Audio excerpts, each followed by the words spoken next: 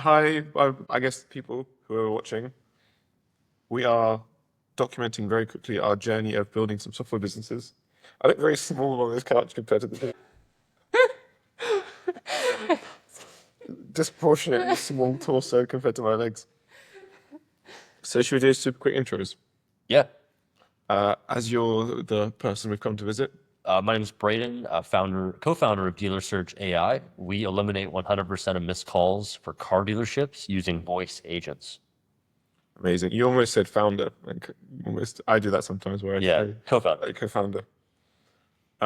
Monty, CEO and co-founder of Yokaru. We automate repetitive care tasks so that people who need help can get help as fast as possible. Alicia Lycan, and CEO and founder of Shaped by AI. We help top business leaders and real estate agents implement systems leveraging AI to grow their business.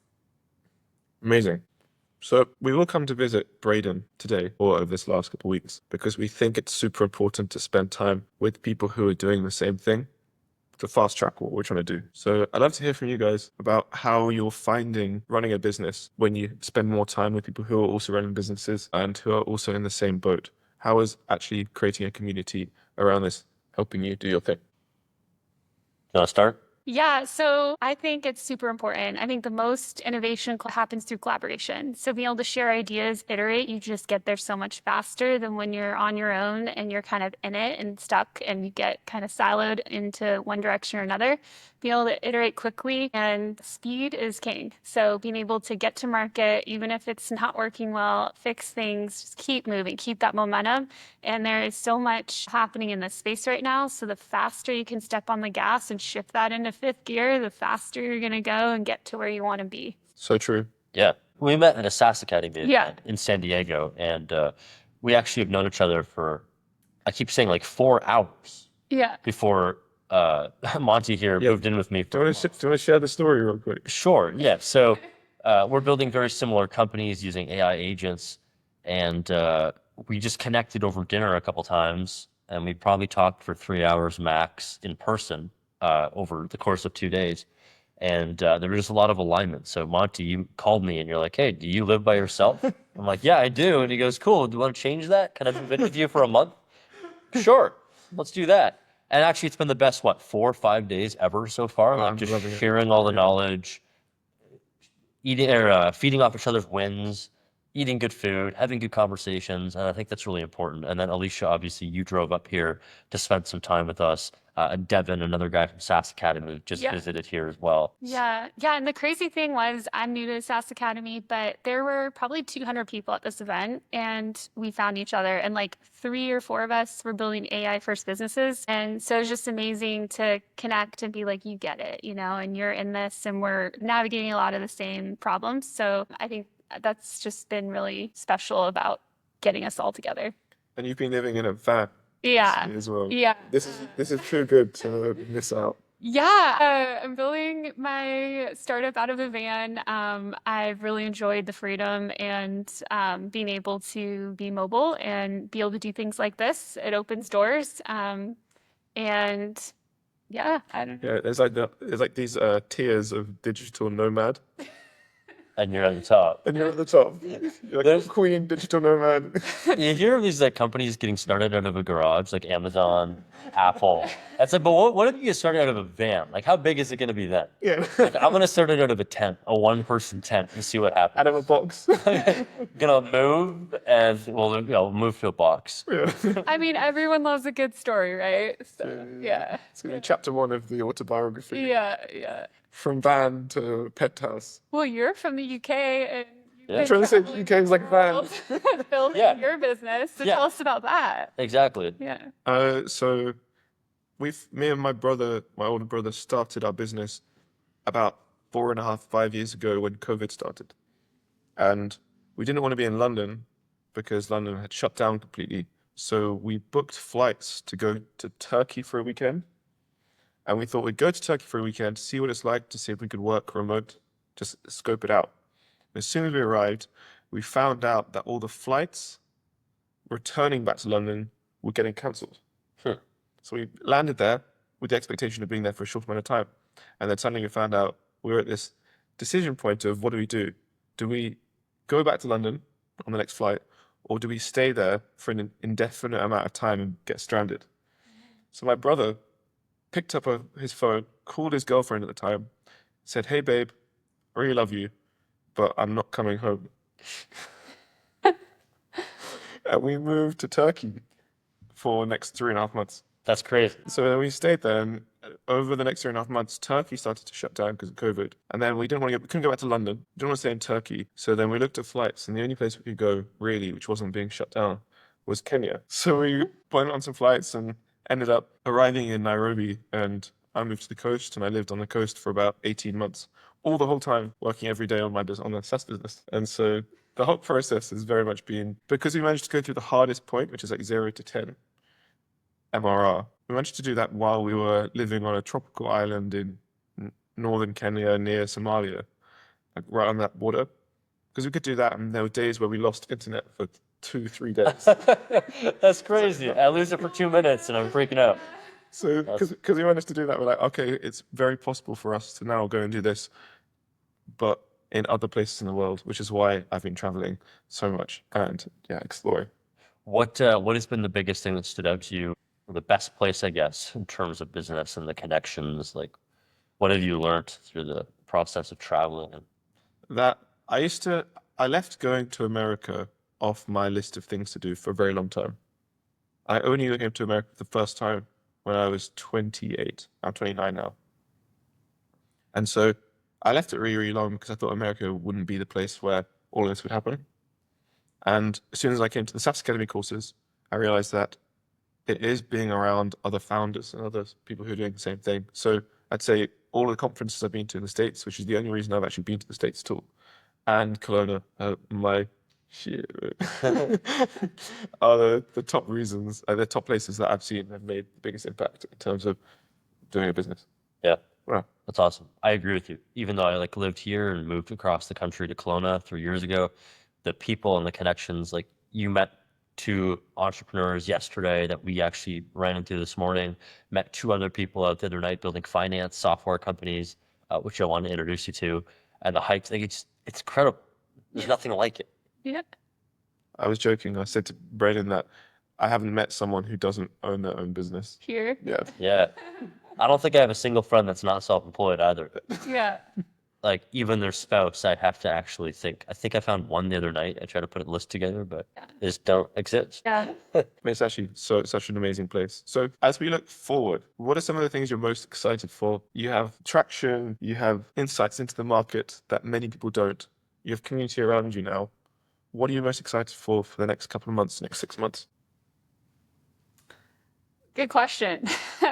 I don't know if I can pick just one thing, but I would say I definitely have momentum. I'm upset and I refuse to quit, so I'm gonna get there. But yeah, I am excited to get more users, to get my products as a household name in the real estate industry, and to just keep building that momentum in the business to be able to scale and have new problems to solve, to hire my first person on our team, to build a culture for the business, and to have a good time doing it. And I have one thing that has been integral to my success is realizing that I'm a whole person, and anytime I go too hard in one direction or the other, things fall through the cracks. And so having a system in place for me to thrive, and for me, I get inspired. I also end up meeting the most incredible people like these guys when I'm out there in the world and I'm networking, I'm climbing mountains, kayaking rivers, traveling to new countries, just learning and growing and being curious. And that just feeds everything else I do. So when you really prioritize who you're becoming in the process, it attracts people and opportunity. You're so right about the being a whole person Yeah. point. It's so easy to forget and just overly index on one axis of life. I want to go all in on this, on learning how to sell. And then you realize you haven't been on a walk in 6 months. Yeah. Yeah. Yeah. And you do the power of attraction, you do attract that into your life. So other, you guys are getting after it, you're athletes, you're, business owners traveling, that's not everybody. So it just goes to show you That's not everybody. No. Not everyone's running a SaaS business. Yeah. Could have fooled me. Yeah, I'm looking for me in Kelowna. Yeah. Those are fantastic answers. I'm looking forward to incredible conversations with incredible people. But Yeah. Like that is one, because that just gives life to all these new ideas, what feature to add next, how to add those things, how can you be more efficient, how can we increase profits not only for us but our customers, create more impact. But you can do that while living an incredible life, doing incredible things with incredible people, and that's just awesome. And I would add to that, but what do you guys think about just seeing what's possible, Yeah. like exhausting your potential? Like, Yeah. you'll always wonder what if, so why not? boom. Yeah. How about you, man?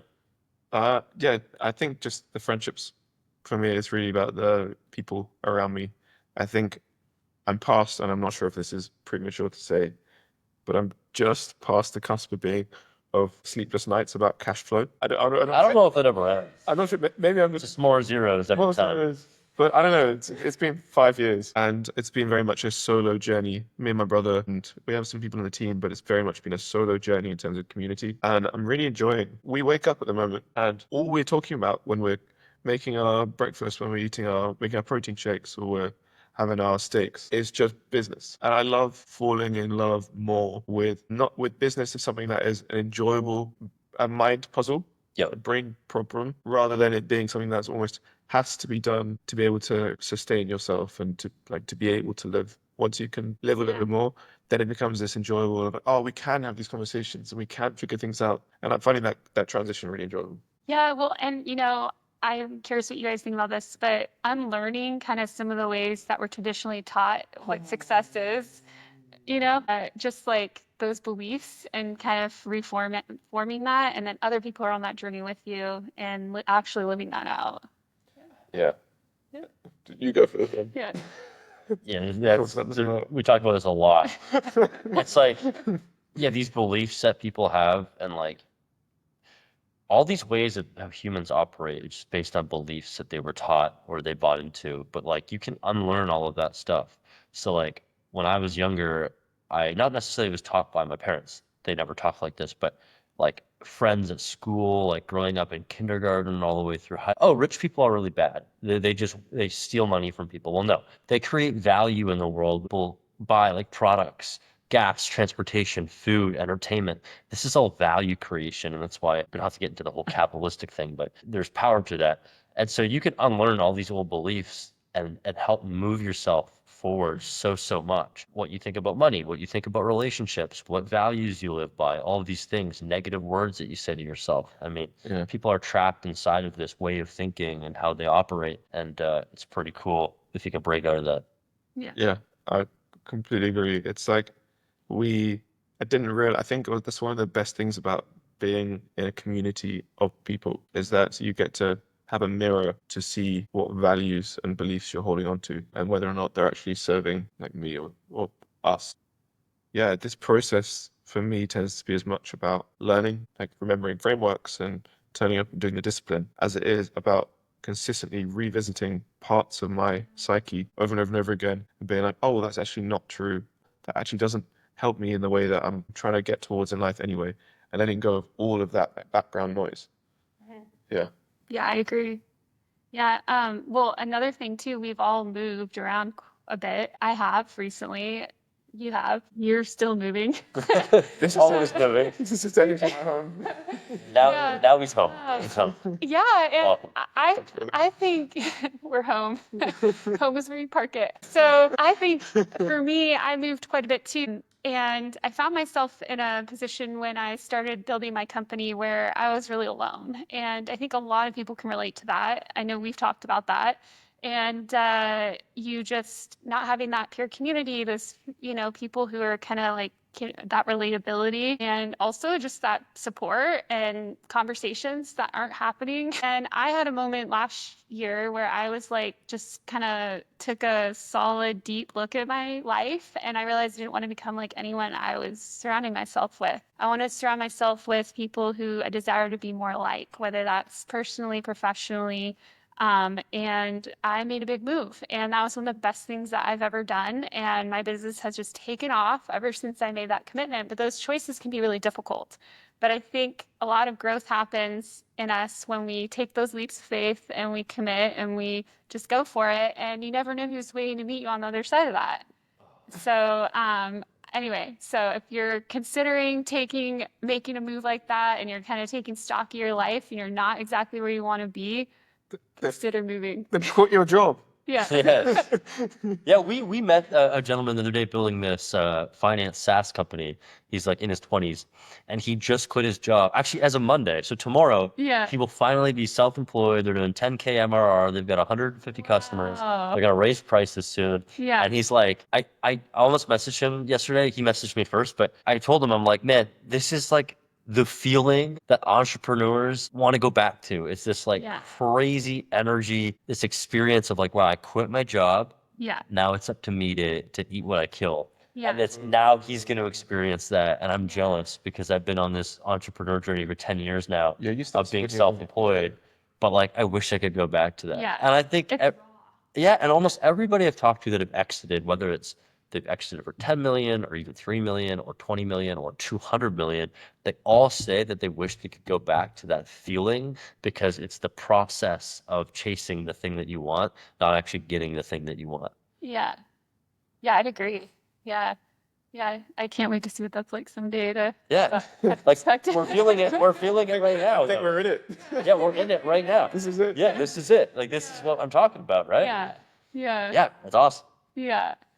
Yeah. I think that just being able to be aware of what's going on as you go through the motions and that this is an opportunity and the time is right now. And when you do commit to quitting your job or making a big move, like nothing feels better than taking action on that. And you get out of this cycle of just thinking about it and you're actually making that forward momentum in the direction of your dream. And it's so crazily, in my opinion, profound because Yeah. from the day we're born, through kindergarten, through prep school, through high school, through university, we're always prescribed, do this, do this, do this, and Yeah. always have an external authority who's watching and holding you accountable. Everything. Yeah. Like all your sense of worth comes down to how someone else is grading you. And so doing your own business is like the ultimate way of freeing your mind from that like lifelong conditioning of being mentally, it's a strong word, but I think it's like mentally enslaved to this like framework that we've been brought up in. And so in my opinion, like building a business is cool, but the coolest thing about it is is on a daily basis, strengthening the autonomy that you have such that you can say, you guys, should we Yes. sit down and do a podcast? Yeah, cool. Yeah. And there's zero aspect of what happens, what are people going to think. We just sit down and do it. Right. They didn't tell us to record the podcast. No. Yeah, they teach you what to do, not how to think. And that's the whole education system. And now people that graduate are like, oh shit, this really doesn't matter, does it? Yeah. Don't want to say I told you. And like, there's nothing more confidence building with yourself and your trust with yourself internally than actually taking action on the things that you want. Mm. And Yep. it just doesn't get any better. Yeah. No. 100%. Well, we're at 20 minutes. I know that we could talk forever and we will probably talk forever. But for anything anyone else would like to say just before we wrap up today's session? Monty, when we were climbing the mountain yesterday, physical mountain, not a proverbial mountain. Not the SaaS mountain. We were doing that as well during our conversation. But I asked you, I said, "What?" You told me about a silent retreat that you did, and yeah, there's a joke to this, but it is a good story. I'm like, who the heck would pay money to be silent for 2 weeks and not be able to say one word? Like your voice is stripped from you. And he's like, well, it's a non-for-profit model. They don't really make money. They charge them 60 quid, right? It's like, what, $100 or whatever. Yeah. And then I asked you, what did you learn from that experience? Oh, and I said that I learned how to be at peace with myself, but it wasn't worth it for $60. But it's like, when you mentioned the lonely part of like entrepreneurship, it's like that skill right there. Yeah. I should go pay 1,000 for it, or like more than that. Yeah. I think it's like there's doing this requires so much, just requires persistence, just like doing the same thing, it not working over and over and over and over and over and over and over again. And so things like getting in a van, driving anywhere, moving across the country, setting up a whole new life, starting an agency when you're a kid, all of these things is super important because it trains the muscle of being okay to do things for an extended period of time without any reward. I've done a couple of silent meditation retreats. These are really great because there's no real reward. There's no real external input at all. We try and minimize that. Yeah, Can I challenge that though? of course. I think the suffering is the reward, Yeah. because that's what breeds the discipline and gives you the ability to just keep on keeping on. You know what I mean? Yeah. But it's easy to be stagnant. It's Yeah. easy to just keep on keeping on and never get anywhere. Yeah. But he also says doing the same thing over and over. Definition of insanity. Yes, I think the reward is the suffering, and I know it sounds crazy to most people, but it's like that's how we all get better. Yeah. Is doing the hard things, you know, running the marathon. Like when you're running the marathon, you do not want to be running the marathon. Yeah. True. And when the best is demanded of you, that's when you show up and you're ready to take that next step. So when you're put under pressure, and whether it's climbing a mountain or having to stay silent for 2 weeks, I feel like you are able to kind of tap into these spaces within yourself that you don't go as often. So it's important to make time for that. I completely agree. Yeah. Any other closing words? I'm conscious of time. I'm not trying to cut people off. I'm just conscious that Brady's got to go for a Yeah. massage. I do have to go. Yeah. Well, this has been a pleasure. Thank you so much. It's really cool to be sat between you because I feel like I'm getting so much wisdom Yes. in between my ears. Where did Monty go? Where did Monty go, Alicia? We'll do episode 2. No, I like tiny. The number of times I've met someone sitting down and then got to know them and then stood up and they're like, oh, I didn't realize you were tall. All right. Well, Awesome. thank you, everyone. Appreciate you. Yes, Sure. appreciate you.